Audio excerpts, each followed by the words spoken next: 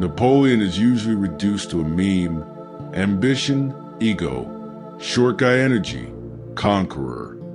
That version is lazy, and it's the reason most people miss his real value.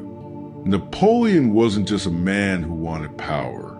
He was a man who understood how reality moves when fear, momentum, bureaucracy, and belief collide. He treated war like physics, politics like theater, and leadership like engineering. And whether you love him or hate him, the blueprint is still alive today. In business, in media, in any environment where the fastest story wins and hesitation gets punished. Here's the uncomfortable part. Most people lose before they ever fight because they let the world decide their tempo. They wait for permission. They wait for certainty. They wait until they feel ready.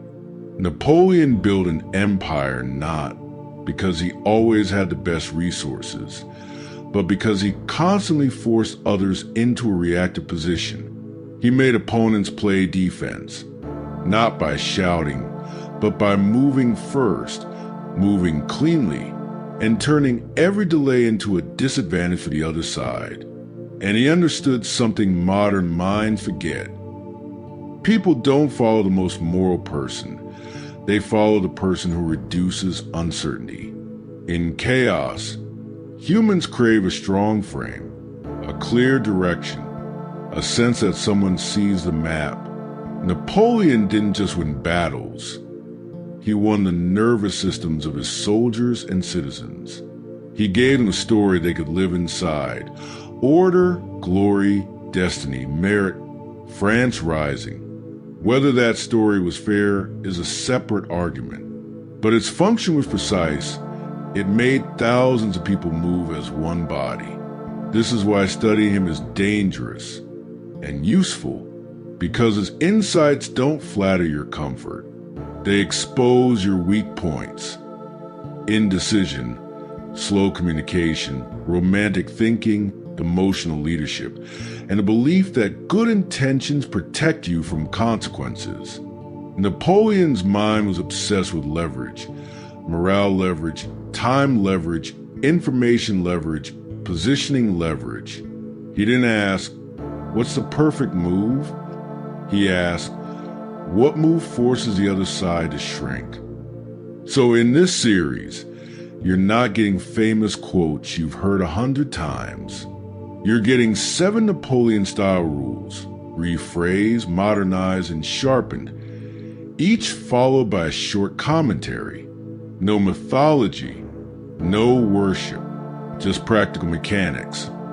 How momentum is manufactured, how discipline becomes a weapon, how leaders control perception without looking like liars, how decisive action can replace resources, and why a small advantage at the right moment can destroy a larger opponent who is still organizing their thoughts.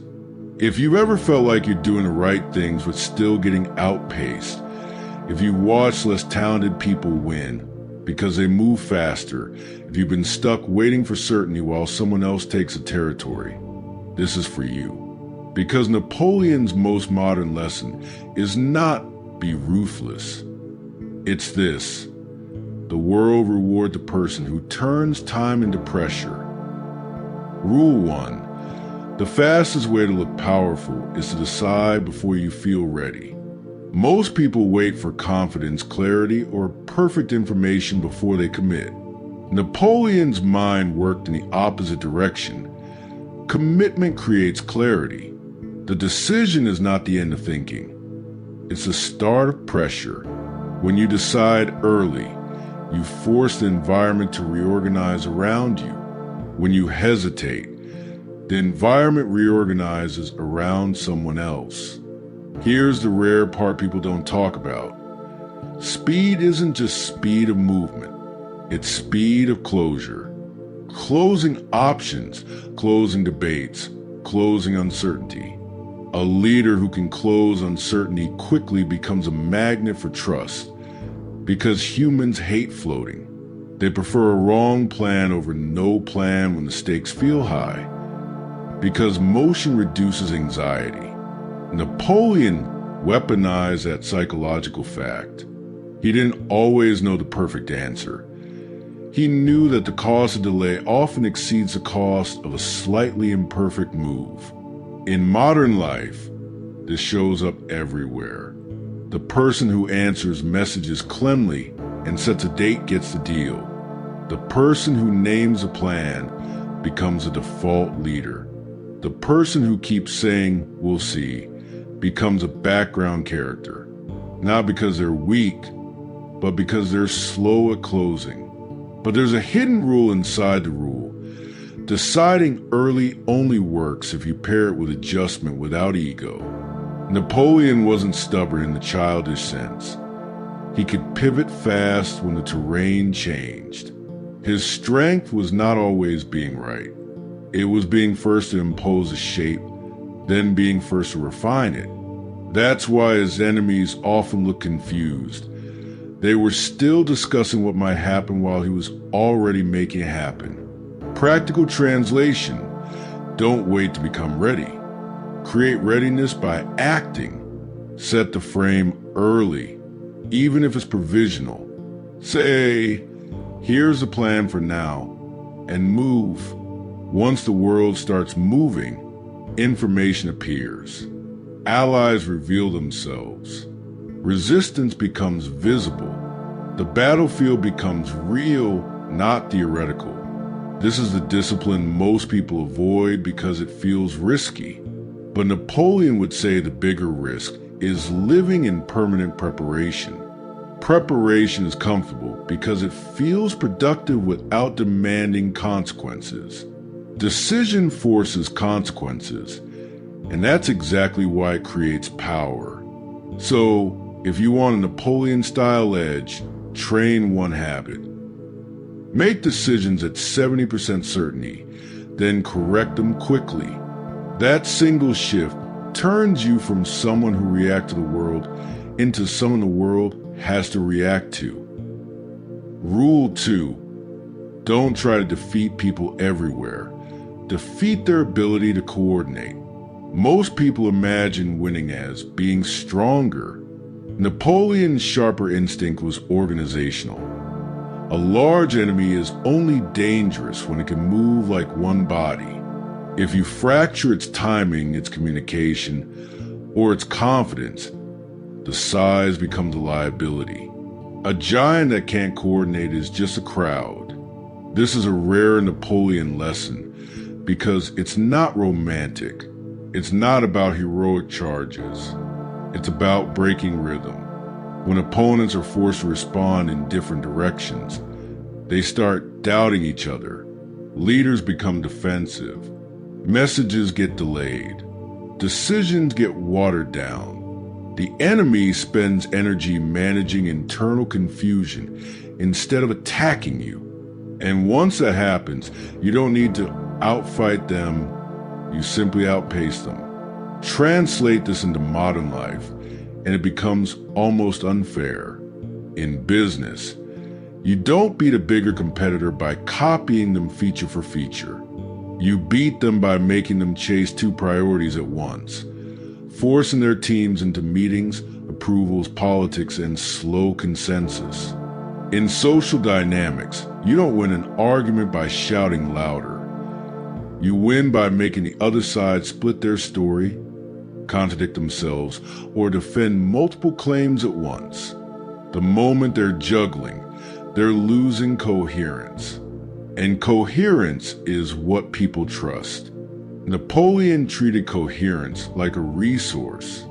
He protected his own and attacked theirs. He would rather create a small disruption that caused the opponent to pause and win a perfect exchange that still left the enemy organized. Because organized enemies recover fast. Disorganized enemies create windows, brief moments where a decisive move changes everything. The secret is that coordination breaks through 3 cracks. Distance. Groups far apart misalign. Ego. Leaders compete instead of cooperate. Uncertainty. People freeze when the situation feels unclear. A Napoleon-style player doesn't only exploit these cracks, they manufacture them. They create uncertainty for the other side while keeping their own side simple. They keep their message clean, their orders short, their direction obvious. Meanwhile, the opponent is flooded with choices, rumors, conflicting reports, and delayed decisions. Practical application. Stop thinking, how do I beat them? And start thinking, how do I make them slower to act together? If you can force their team, their group, or their audience into internal debate, you're already winning. If you can make them respond in multiple directions, you're harvesting their attention and draining their focus. Napoleon's advantage wasn't only courage. It was this: he understood that a unified enemy is a weapon, so he attacked unity first. Rule 3. Don't just lead actions, lead the mood that makes actions possible. Most people think leadership is instructions.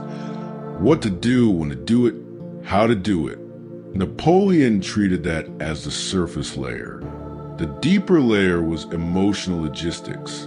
If the nervous system of your group is unstable, fearful, confused, cynical, no plan survives contact with reality.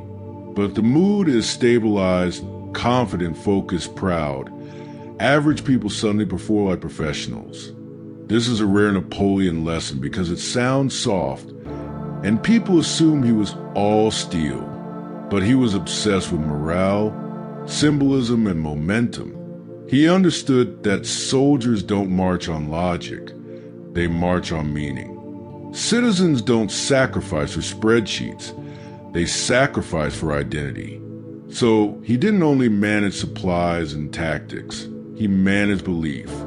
He created a psychological climate where action felt natural and hesitation felt shameful. The modern translation is brutally relevant. The leader who controls mood controls output. If your team feels uncertain, they hide mistakes, delay decisions, and seek permission for everything. If your audience feels bored, they don't listen no matter how correct you are. If your friends or colleagues feel tension around you, they become political. Mood shapes behavior before anyone even thinks. Napoleon's method was not constant hype. It was emotional clarity.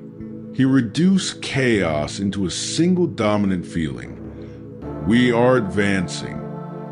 That one feeling simplifies thousands of decisions. When people feel forward motion, they tolerate discomfort because discomfort has direction. When people feel stuck, even small problems become unbearable. So the rule is, you don't need to be the loudest leader. You need to be the one who decides the emotional weather. In practice, that means 3 things. First, keep your message simple enough that it can survive stress. In high pressure, complexity collapses. Short frames win. Hold this line. Move now. We don't retreat. In modern terms, this is the priority. This is the standard. This is the next step. Complexity is not intelligence in a crisis. It's friction. Second, treat confidence like a tool, not a personality trait. Confidence is often manufactured by small wins, visible progress, and clean communication. When you can't deliver a huge victory, deliver a clear next action that produces a measurable result. Progress is the fastest mood stabilizer. Third, protect your group from emotional contagion. Fear spreads faster than facts. Cynicism spreads faster than hope. Napoleon understood that a single demoralized pocket can infect the whole army. Today, one toxic voice can infect a team, a community, a comment section. Leadership sometimes means removing the source of emotional infection, not debating it. If you want a Napoleon edge, stop asking, what should people do? and start asking, what should people feel so that doing becomes inevitable? Because Napoleon's rare genius wasn't only strategy. It was this: he made movement feel like destiny. Rule 4, never fight for fairness when you can fight for position. Position wins first. Most people enter conflict like it's a courtroom. They want to be right. They want fairness. They want the truth to be recognized. Napoleon would view that as a luxury mindset. In real competition, the person who wins a position gets to decide what looks fair afterward. Position is not just physical ground in war. It's any advantage that changes what the other side is allowed to do. It's the high ground of options.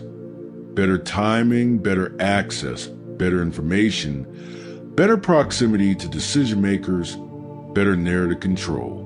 When you have position, you don't need to argue as much because you could act more effectively.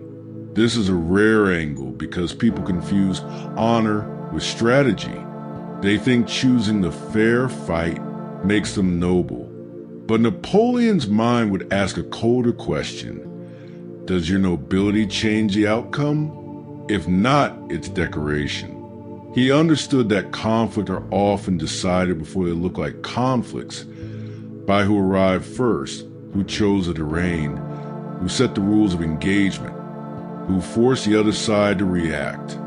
Modern example, in business, the company that controls distribution often beats the company with a better product.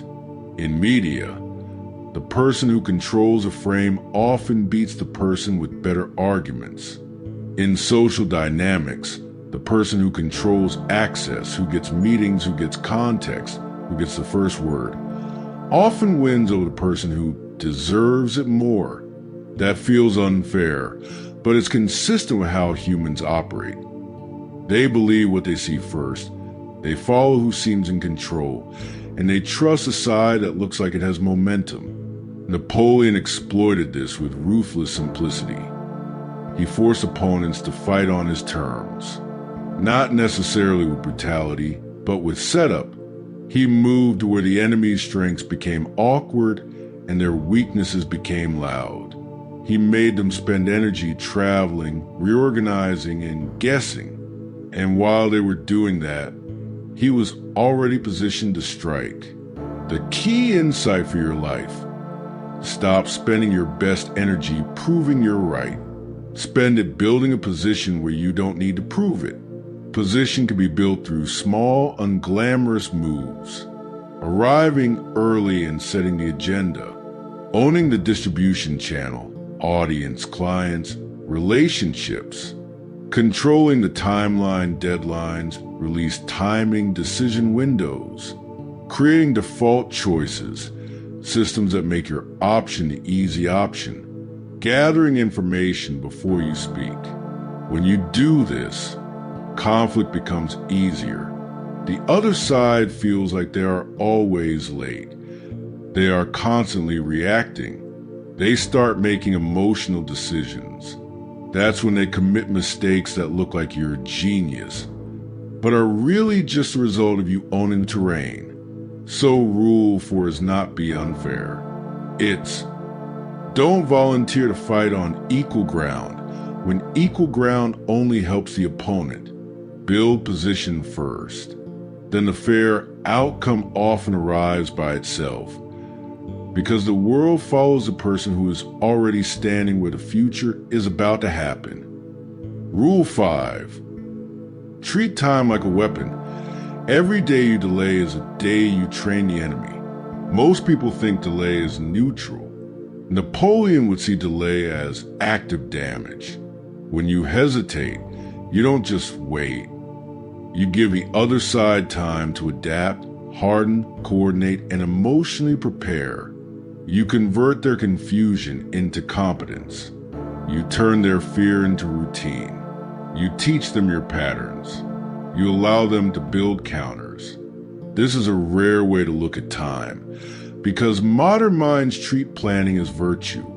But Napoleon's advantage was often that he moved while others were still writing perfect letters. He knew that the first days of any conflict, military, political, social, are psychologically fragile. People are unsure. They overestimate risk. They don't trust information. Their leaders argue internally. That fragile period is a window where one decisive move can reshape the whole map. If you don't exploit that window, it closes, and then you're fighting a prepared enemy instead of confused one. There's another hidden layer. Time isn't only about schedules. It's about narrative. Whoever moves first often gets to define what's happening. They set the story. This is an advance. This is a response. This is justice. This is defense. The side that moves second is forced into explanation. And in public life, explanation is weakness because explanation sounds like excuse. That's why Napoleon valued tempo. Tempo creates authority. It makes people feel you're in control. It forces others into the posture of reacting, and reaction feels smaller than action even when the reaction is smart. Humans don't admire the best responder. They admire the one who appears to shape the situation. In modern life, this principle is almost unfair. The first person to publish becomes a reference point. The first person to propose becomes a frame. The first person to reach out becomes a gatekeeper. Even if someone else has better ideas, they arrive late, and late ideas must fight inertia. But there's a danger here. Fast action without structure becomes chaos. Napoleon wasn't chaotic. His speed worked because his internal system was simple. Clear priorities, short orders, reliable execution. He didn't move fast by being reckless. He moved fast by reducing complexity. He made decisions that could be executed quickly by imperfect humans. That is the real lesson most people miss. If your plan requires perfect people, it's not a plan, it's a fantasy. So, how do you use time as a weapon without becoming impulsive? You adopt a first strike on clarity mindset, not aggression, clarity. When something matters, you move early to establish the timeline, the roles, the next action, the standard for success, the consequence for delay. You don't need to win immediately. You just need to make the other side feel that you're already in motion and they are behind. Napoleon's rare insight was simple and brutal. When you delay, you don't preserve safety. You donate advantage. Rule 6. Build a machine that works without your presence. Then use your presence only to shift morale. Most leaders want to be essential. Napoleon understood a sharper truth. Being essential is a weakness disguised as importance. If everything depends on you, you become a bottleneck. You burn out. You lose speed. And worse, you become predictable. Enemies don't need to defeat your whole system. They only need to distract you, isolate you, or force you into too many decisions at once. So Napoleon-style power isn't just charisma or genius. It's architecture. It's building an operation that keeps moving even when you're not in the room. Orders flow, supplies move, decisions get made, standards are enforced. Your system becomes machine, fast, repeatable, hard to jam. Then your presence becomes a scarce resource, used strategically, not constantly wasted.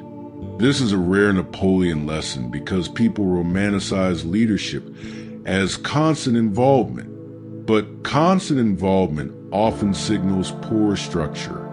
Napoleon could move quickly across huge spaces because he relied on organization. Clear ranks, clear responsibilities, simple communication, and trusted execution. He didn't try to personally touch everything. He designed a chain that could carry his intent. The modern version is obvious once you see it. If you want power in business, you don't become the person who answers every message. You build a process that answers most messages without you. If you want power in content, you don't rely on inspiration. You build a repeatable workflow that produces output when you're tired. If you want power socially, you don't manage every relationship. You create standards and boundaries that keep relationships stable without constant negotiation. Here's the key detail. Napoleon's presence mattered most at moments of uncertainty. Not every day, not every routine. His appearance was a signal. The center is here. That signal could raise morale, compress doubt, and restore unity. In other words, he saved his charisma for moments where charisma produced maximum leverage. Most people do the opposite. They spend their presence on routine, then have none left when crisis hits. So the rule breaks into two parts. First, make the machine. Reduce complexity. Standardize actions. Build a predictable chain. Create clear, if this then that responses.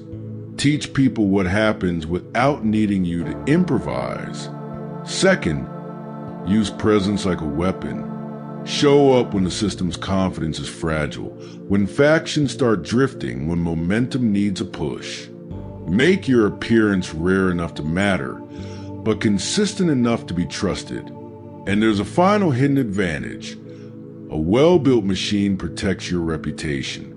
If results remain stable when you're absent, people stop seeing you as a loud personality and start seeing you as the source of order. That's a deeper form of authority. It's not admiration, it's reliance. Napoleon's power wasn't only in his mind. It was in the fact that his mind was connected to a structure that could move faster than everyone else. So if you want a Napoleon edge, stop trying to be everywhere. Build something that moves without you, then step in only when the moment is large enough to deserve your shadow. Rule 7. Win in public with simplicity. Solve in private with complexity. Napoleon understood that most victories are not decided only on the battlefield. They're decided in the minds of observers. Soldiers, citizens, allies, rivals, neutral parties waiting to choose a side. And observers don't process nuance. They process signals.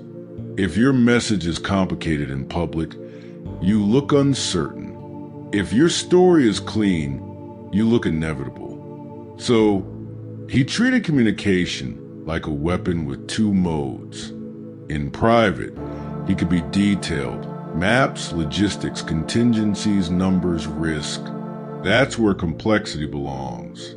Complexity is how you prevent surprises. But in public, he compressed everything into a simple frame that people could repeat. Because repetition is power. The side that can be repeated becomes the side that spreads. The side that spreads becomes the side that recruits. And recruiting is often more decisive than being correct. This is a rare Napoleon lesson because most smart people do the opposite. They speak with nuance publicly to prove intelligence, and they speak vaguely privately to avoid commitment. That flips the correct order. Public nuance confuses your supporters and gives your enemies space to rewrite you. Private vagueness creates execution errors. The modern translation is brutal. If you can't say your plan in one sentence, the crowd won't carry it for you. If you can't summarize your values in a short rule, people won't trust your decisions.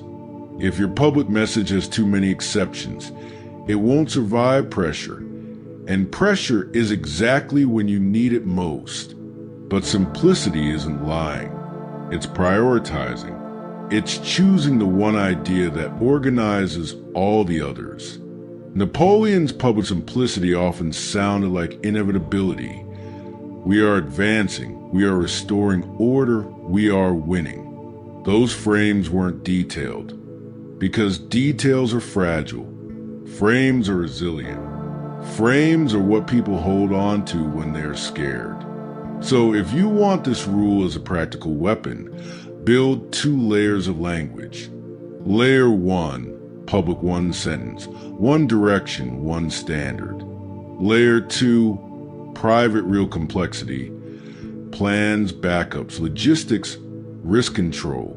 When you do this, something powerful happens.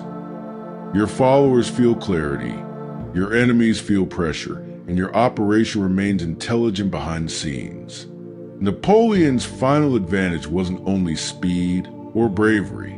It was that he made complex reality feel simple to the people who needed to act, while keeping complexity hidden where it belonged.